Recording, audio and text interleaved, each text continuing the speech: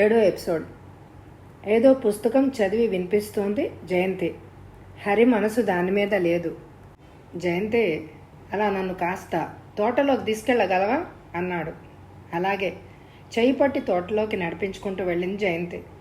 ఇద్దరు cement bench మీద కూర్చున్నారు. జయంతి, ఇప్పుడు టైం ఎంత అయిందో తెలుసా? దాదాపు 6 గంటలు. ఇంకా చంద్రోదయం కాలేదు. గులాబీలు గుబాళిస్తున్నాయి. సన్నజాజులు ఇప్పుడిప్పుడే వికసిస్తున్నాయి. మాలి నీళ్లు కట్టినట్టున్నాడు. తడిసిన పచ్చిక ముక్మల్ పరుపులాగా ఉంది. మట్టి వాసన ఎంత మధురంగా ఉందో తెలుసా? ఇప్పుడు వీస్తున్న గాలి సమశీతలంగా ఎంతో హాయిగా ఉందో కదూ. అదిగో కోకిల గానం నీ చెవులకు విందు చేయడం లేదు? జయంతి ఆశ్చర్యంగా చూసింది హరికేసి.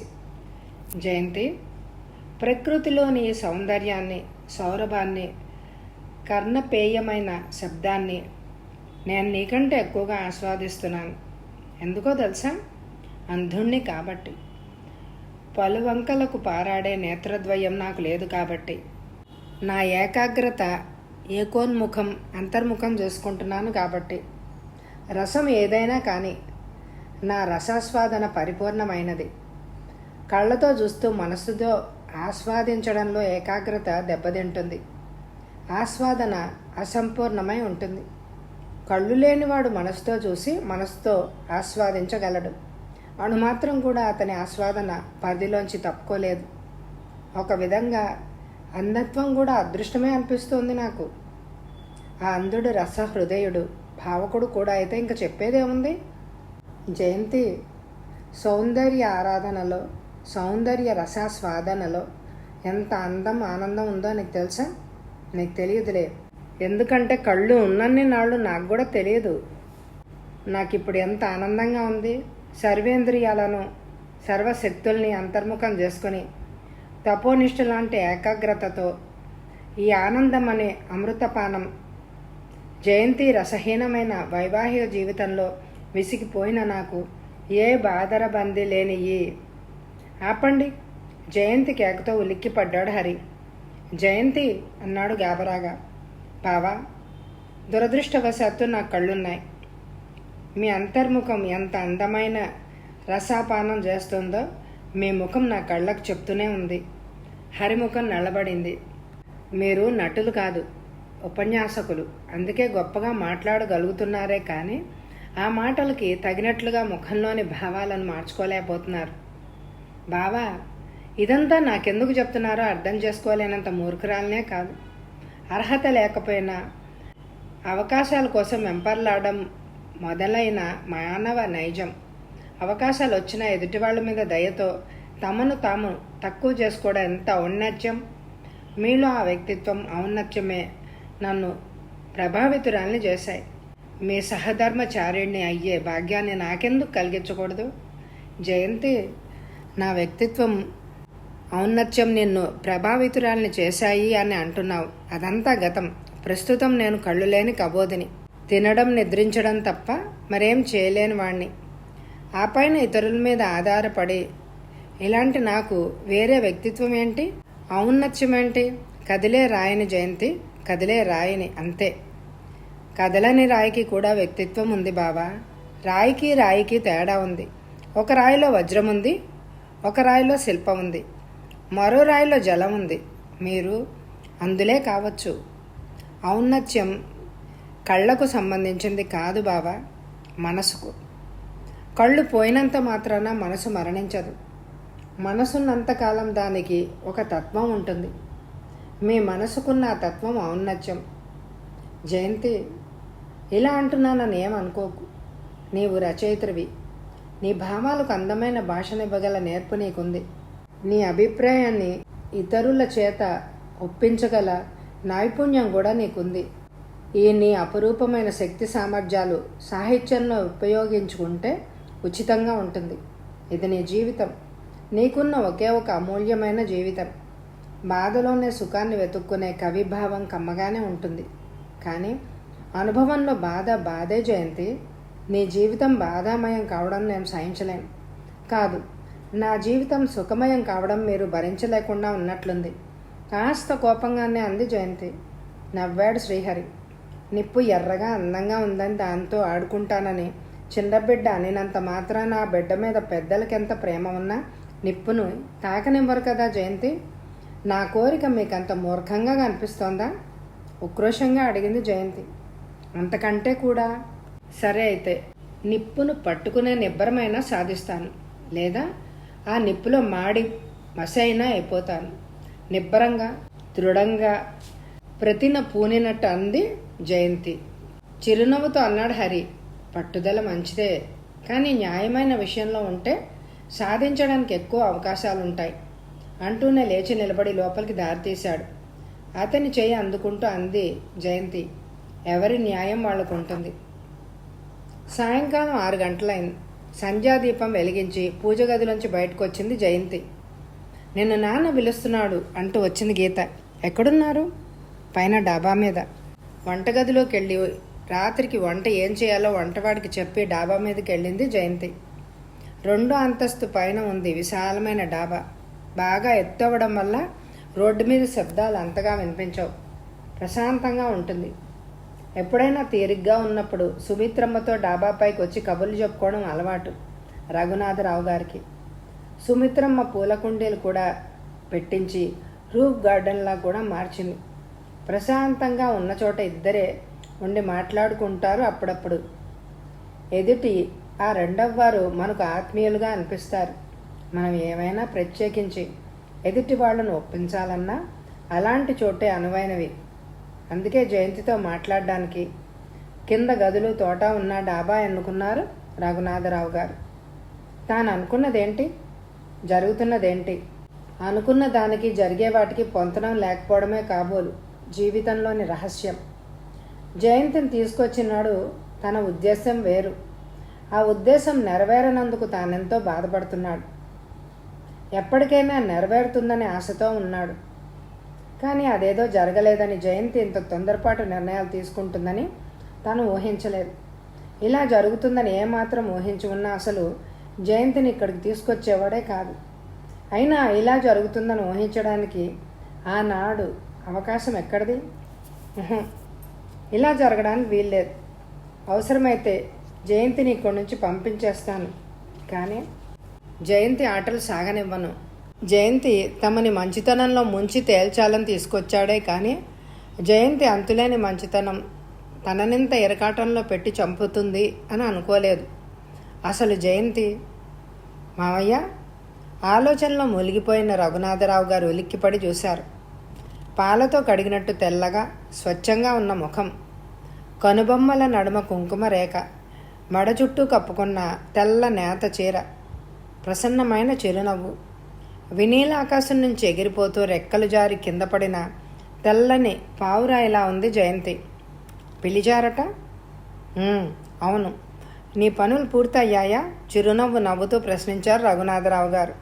తను చిన్నగా నవ్వుతూ ఇంకా అంటూ ఏదో చెప్పబోయింది.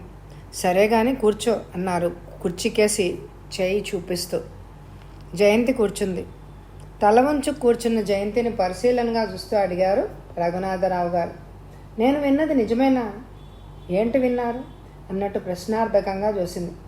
త్యాగం పేరుతో పిచ్చివేషాలు వేయడం ఈ తరం వారికి బాగా అలవాటైంది అన్నారు వ్యంగ్యంగా. విషయం అర్థమైంది జయంతికి. నేను చాలా స్వార్థపరురాలిని మామయ్య. ఎవరి కోసం త్యాగం చేసేంత ఔదార్యం నాలో లేదు అంది. నేనన్నది అదే. నీవు త్యాగం చేయలేవు, కానీ త్యాగం పేరిట పిచ్చి పనులు చేస్తున్నావు. చిన్నగా నవ్వి అంది జయంతి. నేను పిచ్చిదానిలా కనిపిస్తున్నానా మావయ్య? నేను తీసుకొచ్చినప్పుడు మంచిదానివే, కానీ ఇక్కడికి వచ్చాక పిచ్చిదాని అయినట్టున్నావు. ఒక్కసారి తలెత్తి రఘునాథరావు గారి కేసు చూసి మళ్ళీ తలదించుకుని వచ్చే నవ్వు నాపుకుంటూ అంది జయంతి. బహుశా ఇక్కడ వాళ్ళ పిచ్చి నాకు సోకిందేమో. జయంతి కొంచెం తీవ్రంగా అన్నారు రఘునాథరావు గారు. చురుగ్గా తలెత్తింది జయంతి. తన్ను తాను కంట్రోల్ చేసుకుంటున్నట్లుగా ఒకసారి గుటక వేసి తర్వాత సౌమ్య స్వరంతో అన్నారు. జయంతి, నేను మీ నాన్నకిచ్చిన మాట నిలబెట్టుకోలేకపోయాను. అందుకు నాకింత పెద్ద శిక్ష విధిస్తున్నావా? మావయ్య నొచ్చుకుంటూ అంది జయంతి. ఒక పురుషుడు ఒక బిడ్డకి తండ్రి కావచ్చు, కానీ అతన్ని కోరే అధికారం, అవకాశం ఒక స్త్రీకి ఉండకూడదా మావయ్య? అది ఆ తండ్రికే శిక్ష అవుతుందా? జయంతి, హరి వివాహితుడు, విదూరుడు, ఒక బిడ్డ తండ్రి, అంధుడు కూడా, అన్ని విధాల ఉన్నత స్థానంలో ఉన్న స్త్రీ అతన్ని మనస్ఫూర్తిగా కోరింది అంటే ఆమె పిచ్చిదైనా అయి ఉండాలి, లేదా నమ్మేవాళ్ళైనా పిచ్చివాళ్ళు అయి ఉండాలి.